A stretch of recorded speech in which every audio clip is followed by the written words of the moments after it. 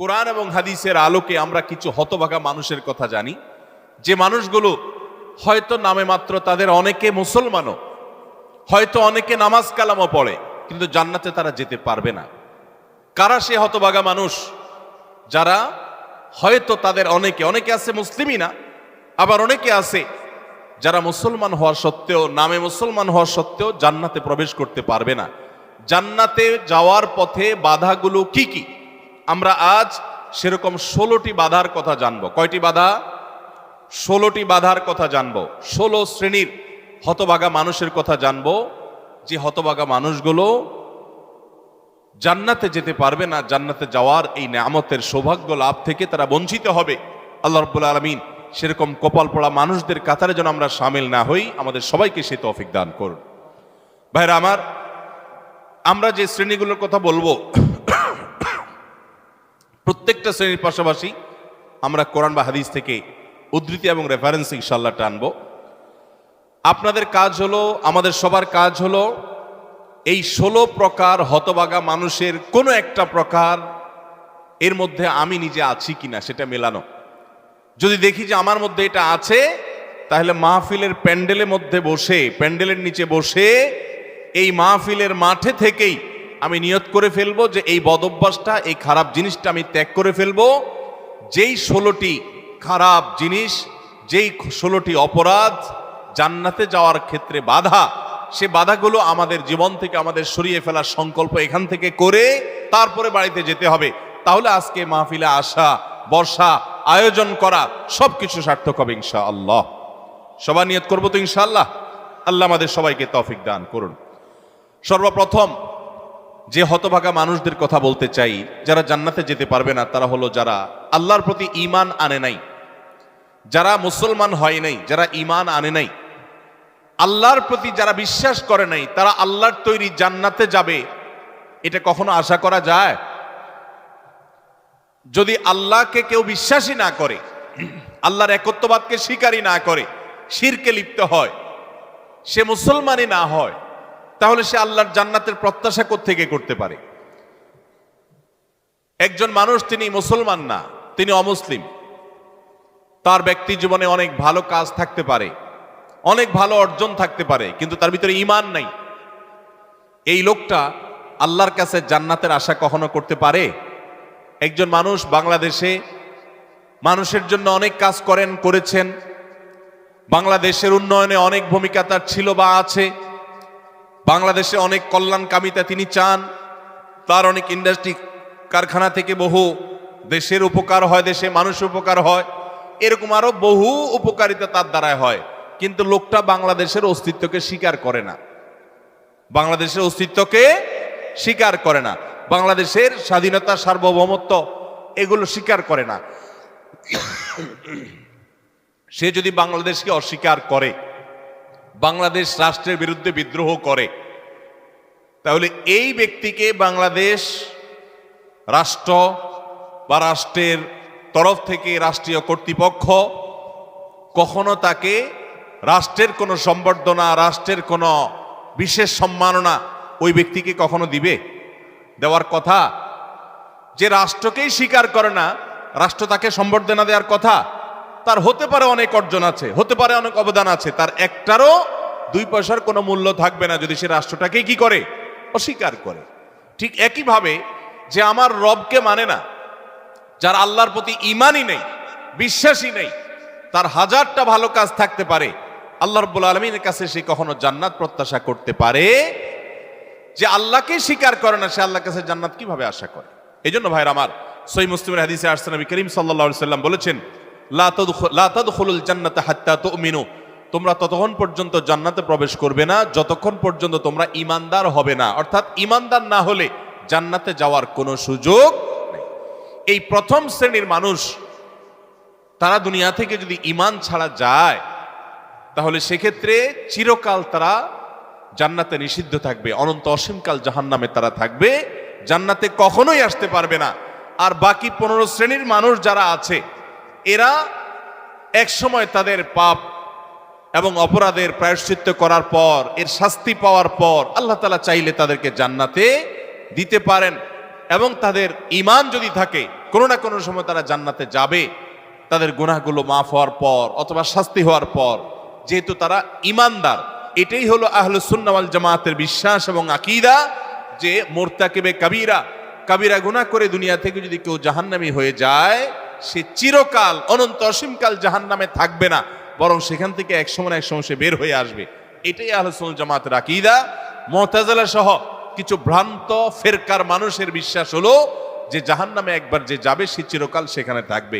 বিভিন্ন আয়াতের অপব্যাখ্যা তারা করে থাকেন। যাই হোক, তাহলে প্রথম শ্রেণীর কথা আমরা জানলাম, যারা জান্নাতে নো এন্ট্রি, তাদের জান্নাতে প্রবেশের সুযোগ থাকবে না, তারা হলো যাদের আল্লাহর প্রতি ঈমান নাই, যারা মুসলমান না, যারা ঈমানদার না, তারা চিরকালের জন্য জান্নাতে নিষিদ্ধ থাকবে। এক নাম্বার 2, দ্বিতীয় যে প্রকারের মানুষ জান্নাতে যেতে পারবে না, বা দ্বিতীয় যে বিষয়টি জান্নাতে যাওয়ার পথে বাধা, সেটি হলো আত্মীয়তার সম্পর্ক ছিন্ন করা।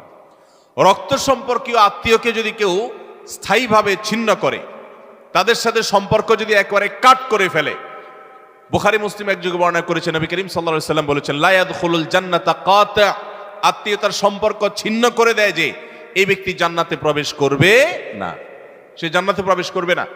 অতএব আত্মীয়তার সম্পর্ক যারা ছিন্ন করেছেন তারা তওবা করতে হবে। আপনার ভাই, আপনার বোন, শত বাধা হতে পারে, শত ঝামেলা হতে পারে, শত গন্ডগোল হতে পারে, আপনার চাচা, আপনার ফুফু, আপনার মা বাপ, আপনার সন্তান সন্ততি, আপনার মামা, আপনার খালা, এরা সবাই আপনার রক্ত সম্পর্কীয় আত্মীয়। এদের সাথে আপনি স্থায়ী সম্পর্ক ছিন্ন করবেন, এই সুযোগ কিন্তু ইসলাম আপনাকে রাখে নাই। হ্যাঁ, যদি এমন হয় যে তাদের সাথে সম্পর্ক রাখতে গেলে আপনার জীবন হুমকির মধ্যে পড়ে, আপনি বিপর্যস্ত হন, আপনাকে তারা ক্ষতি করে, তো শুধু ক্ষতি থেকে বাঁচার জন্য আপনি দূরে আসেন, সেটা ভিন্ন বিষয়। কিন্তু সম্পর্ক যদি একেবারে স্থায়ীভাবে ছিন্ন করেন, বিশেষ করে দুনিয়াবি ঠুনকো অজুহাতে, ঠুনকো কারণে, কোনো কারণে মনোমালিন্য হয়েছে, আর চিরকালের জন্য সম্পর্ক ছিন্ন করে দিলেন, তো এটা হারাম।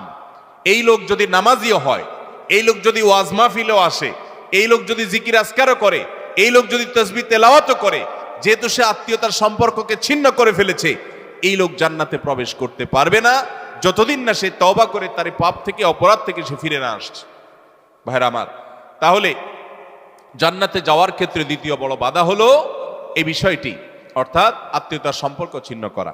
আর প্রথম বাধার কথা বলেছি হলো বেঈমানি, কুফরি, আল্লাহর প্রতি অবিশ্বাস এবং শিরক, এগুলো জান্নাতে যাওয়ার ক্ষেত্রে সবচেয়ে বড় বাধা, স্থায়ী বাধা। আর দ্বিতীয়টি হলো আত্মীয়তার সম্পর্ক ছিন্ন করা। নাম্বার 3, চগলখড়ি করা। এই বদভ্যাস আমাদের সমাজে এখন প্রচুর পরিমাণে আছে। অনেক মানুষ আছে দেখবেন মুখে দাঁড়িয়ে আছে, মাথায় টুপিও আছে, হয়তো নামাজ কালামও পড়ে, কিন্তু চগলখড়ির বদ অভ্যাস আছে, এই চরিত্রটা আছে যে আমার কাছে এসে ওনার বদনামি করবে, ওনার কাছে গিয়ে আমার বদনামি করবে, আমার কাছে এসে আমাকে পামপট্টি দিবে, ওনার কাছে গিয়ে ওনারে পামপট্টি দিবে। এরকম লোক আছে না নাই? ঘরে ঘরে, আল্লাহ মাফ করুন, আমাদের অনেকের মধ্যে এই চরিত্রটা আছে না নাই? নবী করিম সাল্লাল্লাহু আলাইহি সাল্লাম এই চগলখড়ি সম্পর্কে সহিহ মুসলিম বর্ণিত হাদিসে বলেছেন, লা ইয়াদখুলুল জান্নাতা নাম্মাম, চগলখোর জান্নাতে প্রবেশ করবে না। জান্নাতে প্রবেশের ক্ষেত্রে আরেকটি বড় বাধা, আরেকটি বড় দেয়াল, আরেকটি বড় প্রাচীর হলো এই চগলখড়ির চরিত্র। ভাইরা আমার, আসুন তওবা করি, চগলখড়ি করব না। কারোর ভালো কিছু পেলে সেটা তার পেছনে অন্যদের কাছে বলবো, আর মন্দ কিছু হলে তার সামনে বলবো। তার সামনে এসে একরকম, তার পেছনে গিয়ে আরেক রকম, সামনে এসে তার প্রশংসা, পেছনে গিয়ে তার দুর্নাম। এই দুশ্চরিত্র অনেক অনেক নেকামলকারী মানুষ, নামাজ কালামওয়ালা মানুষ, জিকির আজকারওয়ালা মানুষ, অনেক ইসলামের কাজ করেওয়ালা মানুষ, দাওয়াতের কাজ করেওয়ালা মানুষ, তাদের মধ্যে এই বদভ্যাস, এই দুশ্চরিত্র, এই খারাপ জিনিস আছে। ভাইরা আমার, আমরা বেশিরভাগ মানুষ চুরি করি না, ডাকাতি করি না, মদ খাই না, মানুষ হত্যা করি না, জেনা করি না, খুন খারাপি করি না, ছিনতাই রাহাজানি করি না। বেশিরভাগ মানুষ এই মাহফিলে আমরা যারা আছি, আমার কথা যারা শুনছেন, বেশিরভাগ মানুষই এই মোটা মোটা বড় বড় অপরাধগুলো আমরা করি না। কিন্তু কিছু কিছু অপরাধ আছে যেগুলো আমরা যে করি, সেগুলো অপরাধ যে আমরা জানিও না, সে বিহিত নাই, সে চিন্তাও নাই, সে ভাবলেশও নাই, এবং সেগুলো যে গুনাহ, সে গুনাহগুলোকে গুনাহ মনে করছি না, শয়তান বুঝতেই দিচ্ছে না। তার মধ্যে একটা হলো এইটা, চগলখড়ি। ঘরে ঘরে, জনে জনে দেখবেন এই বদভ্যাস, যে সামনে একরকম, পিছনে আরেক রকম, নেফাকি এবং কপটতা আজ জনে জনে ভরে গেছে। আল্লাহ তাআলা আমাদের সবাইকে জান্নাতে যাওয়ার ক্ষেত্রে এত বড় বাধা এই বাধাকে আল্লাহ তাআলা আমাদেরকে অতিক্রম করার তৌফিক দান করুন। এই বাধা অতিক্রম করার উপায় কি ভাই? উপায় হলো এখনই তওবা করবেন। আমি জীবনে কখনো কারোর সামনে গিয়ে একরকম, পেছনে গিয়ে আরেক রকম, এই মুনাফিকি আমি করব না, এই কপটতা আমি করব না, এই 2 নম্বরে আমি করব না, এই প্রতারণা আমি করব না, কোনো মানুষের সামনে গিয়ে ভালো সাজবো, পেছনে গিয়ে দুর্নাম করব না, আরেকজনের কাছে গিয়ে তার দুর্নাম করা, আর আবার তার কাছে গিয়ে আরেকজনের দুর্নাম করা, অর্থাৎ দুজনের মধ্যে লাগালাগি করে দেওয়ার জন্য যে ভূমিকা, সেই ভূমিকা অবতীর্ণ হওয়া, এই চগলখড়ি, এটা হলো জান্নাতে যাওয়ার ক্ষেত্রে তৃতীয় বড় বাধা। চগলখোর সে জান্নাতে নো এন্ট্রি থাকবে। আল্লাহ তাআলা আমাদের সবাইকে বদঅভ্যাস পরিত্যাগ করার তৌফিক দান করুন। নাম্বার 4, প্রতিবেশীকে যে কষ্ট দেয়, এই লোকও জান্নাতে যেতে পারবে না। জান্নাতে যাওয়ার ক্ষেত্রে বড় বাধা হলো এই বদঅভ্যাস এবং খারাপ জিনিস, এই অপরাধ, প্রতিবেশীকে কষ্ট দেওয়া। এটাকেও আমরা অনেকে গুনাহের কাজ মনে করি না। অনেক লোক আছে দেখবেন, গোটা দুনিয়ার সব মানুষের সাথে তার সম্পর্ক ভালো, কিন্তু নিজের প্রতিবেশীর সাথে সম্পর্কটা কি নাই? ভালো নাই। আছে না নাই? নিজের পাশের জমি যার, দেখা যায় আইলটা তার জমির দিকে ঠেলা হয়। আছে না নাই? তাহলে এটা প্রতিবেশী হক আদায় হলো না হক নষ্ট হলো? আরেকজনের সীমানার বরাবর গিয়ে এমন গাছ লাগাইলেন ইচ্ছাকৃতভাবে, যাতে করে গাছের গোড়াটা আপনার এখানে থাকে আর গাছের ডালগুলা সব গিয়ে তার জমিতে পড়ে। আছে না নাই? অনেক ভালো ভালো মানুষ, অন্যান্য দিক থেকে ভালো, এরকম অনেক মানুষ এই কাজ করে কি করি না আমরা? আমি নিজেই জানি যে আমার এই যে সীমানায় গাছগুলো লাগাচ্ছি, এই গাছগুলোর ছায়া পড়ে তার ফসল নষ্ট হবে, তার জায়গাতে ছায়া পড়ে থেকে অনেক ফসল হবে না, ক্ষতি হবে। তারপর আমি লাগাই, ক্ষতি করার জন্যই লাগাই, যে গাছের গোড়াটা আমার থাকবে, আগাটা সব তার ঘাড়ের উপরে, তার জমির উপরে গিয়ে পড়বে, তার সীমানার উপরে গিয়ে পড়বে, ভোগ করব আমি। আছে না নাই? ভাইরা আমার, হাঁস দিয়ে, মোরগ দিয়ে, সন্তান দিয়ে, বিভিন্ন ভাবে প্রতিবেশীকে আমরা অনেকে কষ্ট দেই। নবী করিম সাল্লাল্লাহু আলাইহি সাল্লাম সহিহ মুসলিম বর্ণিত হাদিসে বলেছেন, লা ইয়াদখুলুল জান্নাতা মান লা ইয়ামানু জারুহু বাওয়াইকাহু। যে ব্যক্তির প্রতিবেশী তার হাত, মুখ এগুলোর কষ্ট দ্বারা, তার ক্ষতি এবং অনিষ্ট থেকে যে ব্যক্তি নিরাপদে থাকে না, অর্থাৎ প্রতিবেশীকে যে শান্তিতে রাখে না, প্রতিবেশীকে বিভিন্নভাবে কষ্ট দেয়, এই ব্যক্তি জান্নাতে প্রবেশ করতে পারবে না। আপনারা অনেকে একটা হাদিস শুনেছেন, বিখ্যাত প্রসিদ্ধ একটা হাদিস। নবী করিম সাল্লাল্লাহু আলাইহি সাল্লামের কাছে বলা হলো, হে আল্লাহর রাসূল, অমুক ব্যক্তি খুব নফল নামাজ রোজা করত, খুব দান সাদাকা করত, এবং সব ভালো আমলগুলো করত, ফরজ তো করত, নফলও করত। ফরজ 5 ওয়াক্ত তো পড়তো, আবার নফল নামাজও পড়তো, ধরেন তাহাজ্জুদ, ইশরাক সব পড়তো, যাকাত তো দিত, আবার এমনিও দান করত। তার আমলের কোনো কমতি ছিল না। একটা দুর্বলতা ছিল যে প্রতিবেশীকে সে কষ্ট দিত, ঝগড়াঝাটি করত, তাদের হক নষ্ট করত। নবী করিম সাল্লাল্লাহু আলাইহি সাল্লাম বলেছেন, সে জাহান্নামী। তোমরা যার কথা বলেছো, আল্লাহ তাআলা ওহীর মাধ্যমে নবীকে জানিয়ে দিয়েছেন, তার পরিণতি হলো জাহান্নাম। তার কোনো নামাজ, তার কোনো রোজা, তার কোনো ইবাদত, তার কোনো দান সাদাকা, এগুলো তাকে রক্ষা করতে পারে না, সে জাহান্নামে যাবে, কারণ তার প্রতিবেশীকে সে কষ্ট দিয়েছে। এর বিপরীতে নবীজি সাল্লাল্লাহু আলাইহি সাল্লামকে বলা হলো যে আরেকজনের কথা আমরা জানি, শুধু ফরজ নামাজগুলো পড়তো, নফল নামাজ পড়ার সময় পাইতো না, শুধু ফরজ কাজগুলো করতো, অতিরিক্ত দান সাদাকার সুযোগও পেত না, কিন্তু তার একটা ভালো গুণ ছিল, সে প্রতিবেশীদের সাথে সুসম্পর্ক বজায় রাখত। তারা যদিও খুব বেশি ভালো ছিল না, কিন্তু সে ভালো থাকার চেষ্টা করত, নিজে থেকে তাদের যেন কষ্ট না হয় এটা খেয়াল রাখতো। নবী সাল্লাল্লাহু আলাইহি সাল্লাম বলেছেন, এই লোকটা জান্নাতি। ভাইরা আমার, প্রতিবেশী যে কত বড় একটা ব্যাপার, এটা আমরা বেশিরভাগ মানুষ বুঝি না।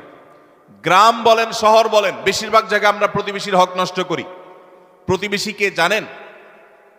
আপনার রক্ত সম্পর্কীয় আত্মীয়, যেমন মা বাবা, সন্তান সন্ততি, ছেলে মেয়ে, ভাই বোন, একেবারে এ ক্লাসের আত্মীয়, যারা এ ক্লাসের প্রথম সারির, যারা রক্ত সম্পর্কীয়, আপনার বাবার দিককার, বাপ মা, ছেলে মেয়ে, ভাই বোন, চাচা ফুফু, এদেরকে বলা হয় এ ক্লাসের আত্মীয়, একদম প্রথম শ্রেণীর। এই আত্মীয়দের পরে সবচেয়ে যার হক আপনার কাছে সবচেয়ে বেশি, তারা হলো আপনার প্রতিবেশী। বেশিরভাগ ক্ষেত্রে দেখবেন প্রতিবেশীর সাথে সম্পর্ক ভালো নাই, আইল ঠেলাঠেলি, গন্ডগোল, ফাসাদ, ঝগড়াঝাটি, মারামারি, গ্রামে এক ধরনের, শহরে আরেক ধরনের। শহরে ধরেন ধুমধাড়াক্কা গানের ভলিউম দিয়ে আশপাশের প্রতিবেশীকে কষ্ট দিচ্ছেন, ময়লাটা বের করে আপনি আপনার দরজার সামনে রাখছেন, প্রতিবেশী বের হয়ে নাকে হাত দিতে হয়েছে, আপনার জুতাগুলো তার ফ্ল্যাটের সামনে চলে গেছে, তাকে আপনি কষ্ট দিচ্ছেন, আপনার বিল্ডিং এর পাশের জায়গাটা খালি আছে, ময়লাটা সেখানে ফেলতেছেন, আপনার বাচ্চাদেরকে দিয়ে তারে কষ্ট দিচ্ছেন, গ্রামে দেখা যায় হাঁস মুরগি দিয়ে প্রতিবেশীকে কষ্ট দিচ্ছেন, আপনার ছাগল গিয়ে তার জিনিসপত্র খেয়ে ফেলছে, আপনার বাচ্চারা গিয়ে তাকে ডিস্টার্ব করছে, আপনার গাছগুলো গিয়ে ছায়া হয়ে তার জায়গাতে ক্ষতি করছে, তার জায়গা বরাবর আপনি পুকুর কাটতেছেন যাতে করে ভেঙে আপনার এখানে পড়ে। এক কথায় নানাভাবে আমরা প্রতিবেশীকে ক্ষতিগ্রস্ত করছি। এমনকি অনেক মানুষ অন্য অনেক ক্ষেত্রে প্র্যাকটিসিং মুসলমান হওয়ার সত্ত্বেও এই কাজটা করছে। নবী সাল্লাল্লাহু আলাইহি সাল্লাম বলেছেন, খবরদার, যে ব্যক্তি প্রতিবেশীকে কষ্ট দেয়, প্রতিবেশী তার হাত মুখ দ্বারা কষ্ট পায়, এই লোক জান্নাতে যেতে পারবে না। তাহলে 4 নম্বর আমরা পেলাম, জান্নাতে যাওয়ার ক্ষেত্রে বাধা হলো প্রতিবেশীকে কষ্ট দেওয়া। আল্লাহ তাআলা এই বদঅভ্যাস এবং এই গুনাহ থেকে, অপরাধ থেকে আমাদেরকে বেরিয়ে আসার তৌফিক দান করুন। নবী করিম সাল্লাল্লাহু আলাইহি সাল্লাম বলেছেন, প্রতিবেশী সম্পর্কে জিবরিল আমাকে এত বেশি সাবধান করেছে যে আমার মনে হচ্ছিল জিবরিল না জানিয়ে এসে বলে, আপনার মৃত্যুর পর আপনার সম্পদে বাবা মা ছেলে মেয়ে যার যার সম্পদের ভাগ আছে, এর মধ্যে প্রতিবেশীর একটা ভাগ আছে, এইটা না জানি কখন বলে আমি সেই চিন্তা করছিলাম। কারণ এতবারে সে জিবরিল আমাকে সাবধান করছে যে খবরদার, প্রতিবেশীর ব্যাপারে কেয়ারফুল থাকতে হবে, সতর্ক থাকতে হবে। আমরা সতর্ক থাকবো তো ইনশাআল্লাহ। নাম্বার 5, অহংকারী ব্যক্তি, যে অহমিকা দেখায়, দম্ভ করে, গরিমা নিয়ে চলে, মানুষকে মানুষ মনে করে না। কারোর টাকার গরম আছে, কারোর নাম যশ খ্যাতির গরম আছে, কারোর ক্ষমতার গরম আছে।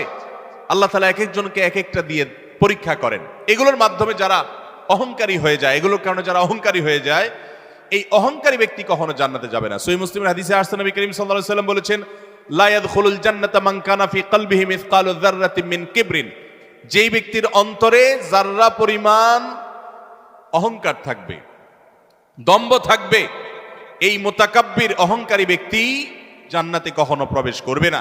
আল্লাহ রাব্বুল আলামিন হাদিসে কুদসিতে বলেছেন, অহংকার হলো আমার চাদর। অহংকার হলো কার চাদর ভাই? আল্লাহ তাআলার চাদর। এই চাদর নিয়ে যদি কেউ টানাটানি করে, আল্লাহ রাব্বুল আলামিন তাকে ছিন্ন বিচ্ছিন্ন করে ছাড়বেন, তাকে আল্লাহ তাআলা কখনো জান্নাত দিবেন। এজন্য ভাইরা সবসময় বিনয়ী হয়ে থাকতে হবে। জান্নাতি লোকদের কিছু মার্কা আছে, এর ভিতরে একটা মার্কা হলো তারা বিনয়ী থাকবে, মাটির মানুষ হয়ে থাকবে, নিরীহ হয়ে থাকবে। তাদের উপরে সবাই চড়াও হতে চাইলেও তারা চড়াও হবে না, অর্থাৎ বিনম্র থাকবে। এটা জান্নাতি লোকদের মার্কা। এই জন্য ভাইরা বিনয়ী হতে হবে।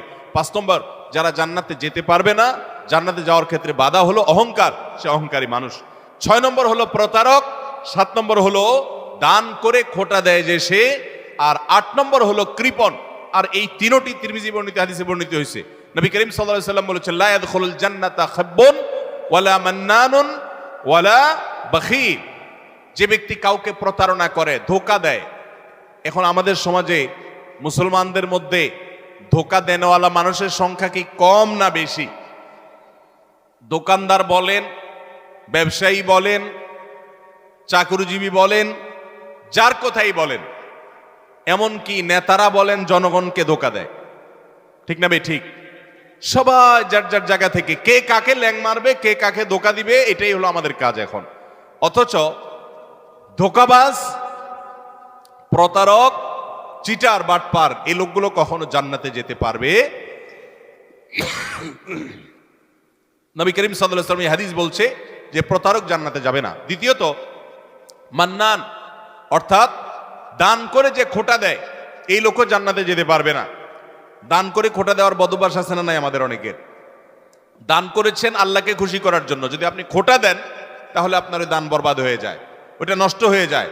আল্লাহ বলেছেন, লা তুবতিলু সাদাকাতিকুম বিল মান্নি ওয়াল আযা, তোমরা দান করার পর খোটা দিয়া, কষ্ট দিয়া, যাকে দান করছো তাকে কষ্ট হয় এরকম কথা বলে ওই দানকে বরবাদ করে দিও না। আমরা অনেকে এই কাজ করি। দান করেছেন, ওই ব্যক্তির কাছ থেকে থ্যাঙ্কসের আশাও করবেন না। থ্যাঙ্কস মানে কৃতজ্ঞতা, সে আদায় করবে, শুকরিয়া দিবে, সে আপনার স্বীকৃতি দিবে, এই আশাটাও আপনি করতে যাবেন না। আল্লাহ কোরআনে কারীমে সূরা দাহরের মধ্যে জান্নাতি এবং নেককারদের বৈশিষ্ট্য বলতে গিয়ে বলেছেন, ওয়া ইউতঈমুনা আত-তাআমা আলা হুব্বিহি মিসকিনাও ওয়া ইয়াতীমান ওয়া আসীরা, জান্নাতি মানুষগুলো, আবরার এবং নেককাররা হলো তারা আল্লাহর মহব্বতে মিসকিনকে, বন্দীকে, অন্যান্য অভাবী মানুষদেরকে তারা খাদ্য দেয় এবং বলে ইন্নামা নুতইমুকুম লিওয়াজহিল্লাহ লা নুরিদু মিনকুম জাযাআও ওয়ালা শুকুরা, তারা বলে আমরা আল্লাহর জন্য তোমাদেরকে খাদ্য দিচ্ছি, তোমাদের কাছ থেকে এর কোনো ফিডব্যাক বিনিময় তো চাই না, এমনকি শুকরিয়া তোমরা যে আমাদেরকে থ্যাঙ্কস বলবা সেটা পর্যন্ত আমরা আশা করি না, দরকার নেই। আল্লাহর কাছে এইভাবে সওয়াবের আশা করা, বান্দার কাছে খোটা না দেওয়া 7 নম্বর। 8 নম্বর হলো কৃপণতা। এটা জাহান্নামের যাওয়ার অন্যতম বড় মাধ্যম এবং জান্নাতে যাওয়ার ক্ষেত্রে বাধা হলো কৃপণতা। নবী করিম সাল্লাল্লাহু আলাইহি সাল্লাম কৃপণ ছিলেন না, তার অনেক সম্পদ ছিল না, কিন্তু যা ছিল সেটা অকাতরে তিনি দান করতেন। তার যে দানশীলতা, আম্মা জান আয়েশা রাদিয়াল্লাহু তাআলা বলতেন যে তিনি দানশীলতা তার বিশেষ করে রমজান এলে এমন বেড়ে যেত যে মুক্ত বাতাসের মতো, যে চাইতো তাকেও দিত, যে চাইতো না তাকেও দিত, সর্বত্র তার দান ছড়িয়ে যেত এবং দান করতে করতে সব শেষ করে অনেক সময় বাসায় যেতেন, তার নিজের জন্য কিছুই রাখতেন না, এইভাবে তিনি দানশীল ছিলেন। তো নবী সাল্লাল্লাহু আলাইহি সাল্লাম কৃপণতা থেকে পানা চেয়েছেন। আমরা অনেকে কিন্তু কৃপণ, আল্লাহ অনেক সম্পদ দিয়েছে কিন্তু খরচ আমরা করতে চাই না। নবীজি পানা চাইছেন, আল্লাহুম্মা ইন্নী আউযু বিকা মিনাল বুখলি ওয়াল জুবন, আল্লাহ আপনার কাছে কৃপণতা থেকে পানা চাই। ভাইরা আমার, তাহলে জান্নাতে যাওয়ার ক্ষেত্রে 8 নম্বর বাধা হলো কৃপণতা। কৃপণ সে জান্নাতে এন্ট্রান্সের সুযোগ পাবে না। 9 নম্বর, ঘুষ দাতা এবং ঘুষ গ্রহীতা। যে ঘুষ দেয় সে যদি একান্ত নিরুপায় হয়ে দেয় এমন কাজ, যে কাজ না হলে তার জীবন বাঁচে না, অনেক জটিল প্রয়োজন, এরকম প্রয়োজনে সে যদি ঘুষ দিতে বাধ্য হয়, ঘুষ দেওয়া ছাড়া তার কোনো উপায় না থাকে, তাহলে ওই ব্যক্তিকে মাজুর হিসেবে আল্লাহ তাআলা মাফ করবেন আশা করা যায়। কিন্তু সচরাচর আমরা দেখা যায় আজকাল যেসব ক্ষেত্রে ঘুষ দিয়ে সুবিধা নেই, ওটা না নিলে আমি যে মরে যাব এরকম না, আমি ইচ্ছা করলে হারামটা নাও করতে পারি। আবার অনেক ক্ষেত্রে আমার বৈধ জিনিসটাকেই আমি অবৈধভাবে পাওয়ার জন্য আমি ঘুষ দিচ্ছি। তো এই যে ঘুষ দাতা, ঘুষ গ্রহীতা তো সর্বাবস্থায় অপরাধী, ঘুষ দাতাও সে অপরাধী হবে এইভাবে যদি সে ঘুষ দেয়। আপনি একটা জায়গায় কাজে যাবেন, সিরিয়াল দিয়া, সবাই সিরিয়ালে দাঁড়াইছে, আপনিও সিরিয়ালে দাঁড়াবেন, এটাই হলো নিয়ম।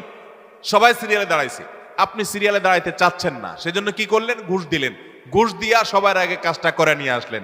এই যে ঘুষ দিল, এই ঘুষ দেওয়াটা সে, এটা কি সে বাধ্য হয়ে দিয়েছে? বরং এখানে যে ঘুষ খাইছে তাকে সে বাধ্য করছে। আমাদের দেশে আমরা সরাসরি শুধু ঘুষখোরদের দোষ দেই। ঘুষখোরদের তো দোষ আছেই শতভাগ, কিন্তু অনেক সময় ঘুষ যারা দেয় তাদেরও দোষ কম নাই। অনেক অফিসার আছে ঘুষ না খাইলে ক্লায়েন্টরা বরং পেরেশান হয়ে যায় যে এই স্যার, নতুন স্যার ঘুষ খায় না, তাহলে তো পেরেশানের ব্যাপার, কিভাবে 2 নম্বর এটা আদায় হবে। অতএব ভাইরা আমার, ঘুষ দাতা এবং গ্রহীতা, তাবরানী হাদিসে আসছে নবী করিম সাল্লাল্লাহু আলাইহি ওয়াসাল্লাম বলেছেন, আর রাশি ওয়াল মুরতাশি ফাফিন্নার, ঘুষ দাতা ঘুষ গ্রহীতা উভয় জাহান্নামে যাবে। অতএব ঘুষ দিতেও খুব সাবধান, আর যারা ঘুষ খাচ্ছে তাদের কথা তো বলাই বাহুল্য। তাহলে জান্নাতে যাওয়ার ক্ষেত্রে এই ঘুষ দেওয়া নেওয়া এটা একটা বড় বাধা, আর জান্নাতি হতে পারবে না, জান্নাতে নো এন্ট্রেন্স থাকবে ওই সমস্ত লোকদের যারা এটা করে। নাম্বার 10, মাতা পিতার অবাধ্য। নাম্বার 11, নেশাগ্রস্ত, নেশায় আসক্ত। এ সম্পর্কে নাসাই বর্ণিত হাদিসে আসছে নবী করিম সাল্লাল্লাহু আলাইহি ওয়াসাল্লাম বলেছেন, লা ইয়াদখুলুল জান্নাতা আকুন ওয়ালা মান্নান ওয়ালা মুদমিনু খামরিন, জান্নাতে যেতে পারবে না মা বাবার নাফরমান, মা বাবার অবাধ্য, মা বাবার সাথে বেয়াদবি করে, মা বাবার যৌক্তিক নির্দেশগুলোকে লঙ্ঘন করে। অনেক মানুষ আছে দেখবেন নামাজ কালাম পড়ে, কপালে সিজদা পড়ে গেছে, অন্য অনেক ভালো কাজ করে, কিন্তু মা বাবার প্রতি তিনি অনুগত নন, তাদের সাথে নাফরমানি করে। এই সন্তান কখনো জান্নাতে যেতে পারবে না যাবত না আল্লাহ তাআলা তাকে মাফ না করেন, অথবা তার এই পাপের প্রায়শ্চিত্ত সে না করে। অর্থাৎ এটা জান্নাতে যাওয়ার ক্ষেত্রে বাধা, মাতা পিতার নাফরমান। আর 11 নম্বর হলো মাদকে আসক্ত, যেটা এই একই হাদিসে নাসাই বর্ণিত হাদিসে আছে। মাদক আসক্ত অর্থাৎ মাদক সেবন করতে করতে এটা দেশে অভ্যস্ত হয়ে পড়েছে, এটা স্থায়ী রোগে পরিণত হয়েছে, এই লোকটাও জান্নাতে যেতে পারবে না। 12 নম্বর হলো ওই লোক যার শরীর হারাম দ্বারা গঠিত হয়েছে, যার গোশত, মাংস, রক্ত হারাম খেয়ে, হারাম উপার্জন করে করে এগুলো গঠিত হয়েছে, সেটা সুদের টাকায় হোক, সেটা ঘুষের টাকায় হোক, সেটা চুরির টাকায় হোক, সেটা দুর্নীতির টাকায় হোক, সেটা যেভাবেই হোক না কেন। এই সম্পর্কে মুসনাদে আহমদের হাদিস আছে, নবী করিম সাল্লাল্লাহু আলাইহি ওয়াসাল্লাম বলেছেন, লা ইয়াদখুলুল জান্নাতা জাসাদুন নাবাতা বিসসুহত, যে শরীর হারাম দ্বারা বৃদ্ধি হয়েছে, হারাম দ্বারা গঠিত হয়েছে, সে শরীর জান্নাতে প্রবেশ করবে না। এটা হলো 12 নম্বর। 13 নম্বর হলো অহংকারী ব্যক্তি, যে শুধু অহংকার করে তা নয়, অহংকারের পাশাপাশি আরেকটা বদ অভ্যাস আছে, আরেকটা রোগ আছে, যে রীতিমতো কাউকে পাত্তা দেয় না এবং গোয়ার কিসিমের হয়, খুব তেড়া কিসিমের হয়, শক্ত মেজাজি হয়, কোনোভাবেই সে নরম হতে চায় না। এই উতুল এবং জাওয়াজ আবু দাউদ শরীফের হাদিসের বর্ণনা মতে এই টাইপের মানুষও জান্নাতে যেতে পারবে না, যারা অনেক বেশি এরকম গোয়ার হয় এবং রূঢ় স্বভাবের হয়। স্বভাবটাই হলো রুষ্ট, সে সবসময় মানুষের সাথে এরকম কঠোর স্বভাবের হয়, তার মনটাই হলো পাথরের মতো। এই মানুষগুলো জান্নাতে যেতে পারবে না এবং আবু দাউদের হাদিস সেটি বলছে। আর 14 নম্বর হলো গণক, যে ভবিষ্যতে কি হবে না হবে মানুষের সমস্ত গণনা করে বিভিন্ন খবর বলে দেয়। অনেক সময় এগুলো সত্য হয় এবং কুফরি কালাম করে শয়তানের আশ্রয় নিয়ে ব্ল্যাক ম্যাজিকের মাধ্যমে, জাদুবিদ্যার মাধ্যমে বিভিন্নভাবে এরকম অনেক কিছু বলতে পারে তারা, এবং সেগুলো খেটেও যেতে পারে, অস্বাভাবিক নয়। কিন্তু এই যে অসৎ উপায়ে কুফরি কালামের মাধ্যমে, জাদুর মাধ্যমে শয়তানের আশ্রয় নিয়ে ভবিষ্যৎ সম্পর্কে বলে দেয়, এই রকম গণক যারা, এরাও জান্নাতে যেতে পারবে না। এমনকি তাদের কাছে যারা যায়, যারা তাদের কথা বিশ্বাস করে, আস্থা রাখে, এদের ইবাদত পর্যন্ত একটা মেয়াদ পর্যন্ত কবুল হবে না, হাদিসে বলা হয়েছে। তাহলে 14 প্রকার হলো এই গণক। আর 15 নম্বর হলো জাদুকর, যারা ব্ল্যাক ম্যাজিক করে মানুষকে। আজকাল এই ব্ল্যাক ম্যাজিক ভাই ঘরে ঘরে হয়ে গেছে, ঘরে ঘরে দুষ্ট জিনকে দিয়ে, শয়তানের আশ্রয় নিয়ে ব্ল্যাক ম্যাজিশিয়ানরা ব্ল্যাক ম্যাজিক করে। দেখবেন যে বিভিন্ন পোস্টারে লেখা কামরূপ কামাখ্যা থেকে প্রশিক্ষণ প্রাপ্ত, আছে না নাই? ফেসবুকে দেখবেন বিভিন্ন কমেন্টে এরকম পোস্টার পোস্ট করে অনেক লোক। আবার অনেক সময় দেখবেন বিভিন্ন জায়গায় এগুলো আছে। ঘরে ঘরে দেখবেন এমন অনেক রোগী আছে যেই রোগীদের কোনো ট্রিটমেন্ট ডক্টররা করতে পারছেন না। দেশ বিদেশ ঘুরে, বহু হাসপাতাল ঘুরে, বহু ট্রিটমেন্ট নিয়েও কোনো চিকিৎসা করাতে পারছেন না, কোনো ট্রিটমেন্ট হচ্ছে না, সুস্থ হচ্ছে না। এগুলোর একটা অংশ, আমি সবগুলো বলছি না, একটা বড় অংশ ব্ল্যাক ম্যাজিকের রোগী আস্তে আস্তে শেষ হয়ে যাচ্ছে। বিভিন্ন বর্ণনা আছে সম্পর্কে। ব্ল্যাক ম্যাজিক এটা ওটের উপর যদি পড়ে তো ওটকে পাতিল পর্যন্ত নিয়ে যায়, অর্থাৎ শেষ হয়ে যায়, জবাই করে খাওয়া ছাড়া উপায় থাকে না, আর মানুষকে কবর পর্যন্ত নিয়ে ছাড়ে। অন্য আরেক হাদিসে আছে যে এই যে মানুষের হিংসাত্মক দৃষ্টি, কুদৃষ্টি, বদনজর, এটা ভাগ্যকে পর্যন্ত আল্লাহর ফয়সালাতেই পরিবর্তন পর্যন্ত করে দেয়। এরকম ভয়াবহ একটা বিষয়। তো এই ব্ল্যাক ম্যাজিশিয়ান যারা, এরা জান্নাতে যেতে পারবে না এবং দুনিয়াতে এদের জন্য চরম শাস্তি। ইসলামী শরিয়া তাদের জন্য মৃত্যুদণ্ড রেখেছে, কারণ এরা স্বামী স্ত্রীর মধ্যে কলহ সৃষ্টি করে। এখন শত শত ফ্যামিলিতে দাম্পত্য সম্পর্কগুলো ভালো নেই। আমার কাছে এরকম শত শত হিস্ট্রি আসে যে স্বামী স্ত্রীর একসময় সম্পর্ক খুব ভালো ছিল, হঠাৎ করে তাদের আর সম্পর্ক ভালো নাই, কেউ কাউকে সহ্য করতে পারছেন না, কেউ একজন ব্ল্যাক ম্যাজিক করেছে। এবং দেখবেন বাসা বাড়িতে অনেক সময় দেখা যায় অস্বাভাবিক জায়গাতে তাবিজ কবজ পাওয়া যায়, আছে না নাই? এরকম কে বা কারা রাখছে, চুল কেটে নিয়ে যায়, জামা কাটা সেটা কেটে নিয়ে যায়, ব্ল্যাক ম্যাজিকের উপাদান এগুলো অনেক সময় হয়। আমরা অনেকে এগুলো জেনেও না জানার ভান করে থাকি, অনেকে জেনেও সেটা সঠিকভাবে এটা রহস্য উদ্ঘাটনের চেষ্টা করি না। তো এই ব্ল্যাক ম্যাজিশিয়ান যারা, এরা সমাজে অশান্তি সৃষ্টি করে, দাম্পত্য জীবনে কলহ সৃষ্টি করে, মানুষের ক্ষতি করে। এরকম অনেক লোক আছে তাবিজ ব্যবসায়ী, তারা তাবিজের ব্যবসার আড়ালে তারা মূলত এই ব্ল্যাক ম্যাজিকটা করে। এই ব্ল্যাক ম্যাজিশিয়ান যারা, তারা জান্নাতে যেতে পারবে না। এটা হলো 15 নম্বর। 16 নম্বর হলো যারা সিল্কের পোশাক পরে পুরুষ হয়ে, নবী করিম সাল্লাল্লাহু আলাইহি সাল্লামের হাদিসে তাদেরকেও জান্নাতে নো এন্ট্রির কথা বলা হয়েছে। জান্নাতে যাওয়ার ক্ষেত্রে সেটাও বড় একটা বাধা। তাহলে 16 প্রকারের মানুষ পেলাম যারা জান্নাতে যেতে পারবে না বলে নবী করিম সাল্লাল্লাহু আলাইহি সাল্লামের বিভিন্ন হাদিসে সাবধান করা হয়েছে, সতর্ক করা হয়েছে, কোরআনের বিভিন্ন আয়াতে সাবধান করা হয়েছে যে এই 16 প্রকারের মানুষ তারা জান্নাতে যেতে পারবে না। শুধু 16 প্রকার নয়, এরকম আরো আছে, কোরআন হাদিস ঘাটলে পাওয়া যাবে। আমি 16 প্রকার শুধুমাত্র কোরআন এবং হাদিস থেকে আপনাদের জন্য উপস্থাপন করলাম যে এই মানুষগুলো জান্নাতে যেতে পারবে না। আমরা শুরুতে বলেছি ইমানদারের সবচেয়ে বড় চাওয়া হলো, টার্গেট হলো জান্নাতে যাওয়া। সে জান্নাতেই যদি যেতে না পারি, তাহলে আমার আর এই দুনিয়াতে আমার কর্ম, আমার ইমান, এগুলো আমাকে কি উপকার করলো? যদিও ইমান থাকলে আপনি এই সমস্ত গুনাহেগুলো লিপ্ত হওয়ার কারণে জাহান্নামে গেলেও একসময় আপনি জান্নাতে আসবেন, এটাই আহলে সুন্নাত জামাতের আকীদা, এটাই বিশুদ্ধ বিশ্বাস। কিন্তু তারপরেও জাহান্নাম তো এমন জায়গা যেখানে এক মুহূর্তের জন্য গিয়ে সহ্য করার কথা নয়। অতএব ইমানদার প্রথম চান্সে জান্নাতে যেতে চাইবে। আর প্রথম চান্সে যদি জান্নাতে যেতে চান, জাহান্নামের কোনো স্পর্শ ছাড়া যদি জান্নাতে যেতে চান, তাহলে এই 16 বদভ্যাস থেকে, 16টি অপরাধ থেকে নিজেকে বাঁচাবার চেষ্টা করতে হবে। আল্লাহ আমাদের সবাইকে সে তৌফিক দান করুন। আমি আবারও এক নজরে বলে দিচ্ছি, নাম্বার 1, যাদের মধ্যে ঈমান নাই, যারা কুফর বা শিরকে লিপ্ত, তারা জান্নাতে যেতে পারবে না। জান্নাতে যাওয়ার ক্ষেত্রে বড় বাধা হলো ঈমান না থাকা এবং কুফর শিরকে লিপ্ত থাকা। দ্বিতীয় সবচেয়ে বড় বাধা হলো আত্মীয়তার সম্পর্ক ছিন্ন করা। আত্মীয়তার সম্পর্ক ছিন্নকারী সে জান্নাতে যেতে পারবে না। তৃতীয় বড় বাধা হলো যারা চগলখড়ি বদভ্যাস আছে, এই রোগটা, এটা জান্নাতে যাওয়ার ক্ষেত্রে বাধা। চতুর্থ, প্রতিবেশীকে কষ্ট দেওয়ার রোগ যাদের আছে, এই রোগটা, এই বদভ্যাসটা জান্নাতে যাওয়ার ক্ষেত্রে বাধা। 5 নম্বর হলো অহংকার, দম্ভ, এগুলো গরিমা, এগুলো জান্নাতে যাওয়ার ক্ষেত্রে বাধা। 6 নম্বর হলো প্রতারণা করা মানুষের সাথে, মানুষকে ধোঁকা দেওয়া, সেটা ব্যবসায়ী হিসাবে হোক, কাস্টমার হিসাবে হোক, আপনার চাকরিজীবী হিসাবে হোক, যেই কোনো দিক থেকে হোক, প্রতারণা করা, এটা জান্নাতে যাওয়ার ক্ষেত্রে 6 নম্বর বড় বাধা। 7 নম্বর হলো দান করার পর খোঁটা দেওয়া। মানুষ উপকার করছেন, আল্লাহর জন্য করছেন, ব্যাস, যার উপকার করেছেন তার মুখ থেকে স্বীকৃতিটাও আপনার শোনার দরকার নেই। সে স্বীকৃতি না দিলে, অস্বীকার করলে সে আল্লাহর কাছে গুনাহগার হবে, কিন্তু আপনার আসার দরকার নেই, আপনি আল্লাহর কাছে সওয়াবের আশা করবেন। এটা হলো 7 নম্বর বাধা। 8 নম্বর হলো কৃপণতা। 9 নম্বর হলো ঘুষ দেওয়া নেওয়া। 10 নম্বর হলো মা বাবার নাফরমানি করা, মা বাবার অবাধ্য হওয়া, মা বাবার অসম্মান করা, মা বাবার যুক্তি নির্দেশকে অলঙ্ঘন করা, অমান্য করা। 11 নম্বর হলো মাদক আসক্ত হওয়া।